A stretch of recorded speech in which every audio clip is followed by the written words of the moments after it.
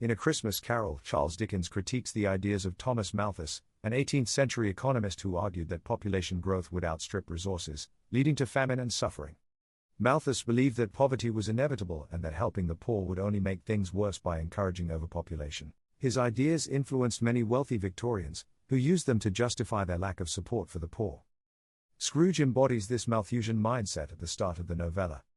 When asked to donate to charity, he dismisses the poor, saying, if they would rather die, they had better do it, and decrease the surplus population. This chilling statement reflects Malthusian thinking. The poor are an unnecessary burden and should be left to perish rather than receive help. Scrooge's views on poverty and his Malthusian mindset are closely linked to his reference to the Treadmill and the poor law prisons.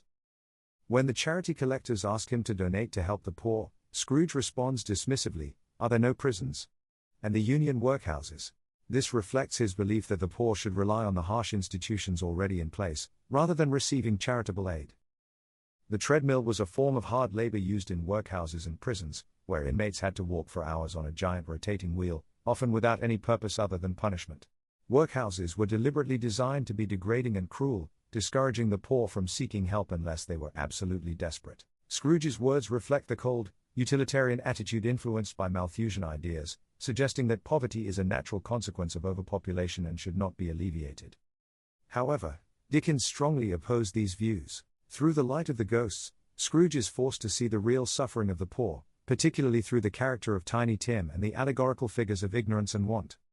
When the ghost of Christmas Present turns on Scrooge with his own words, asking whether Tiny Tim should die to decrease the surplus population, Scrooge is horrified. This moment, realizing his views are inhumane, marks the beginning of his transformation. Dickens uses Scrooge's change to reject Malthusian ideas and promote compassion, generosity, and social responsibility. By the end of the novella, Scrooge ensures Tiny Tim survives, symbolizing Dickens' belief that society should care for the vulnerable. A Christmas Carol is not just a festive tale. It's a powerful criticism of economic selfishness and a call for social change.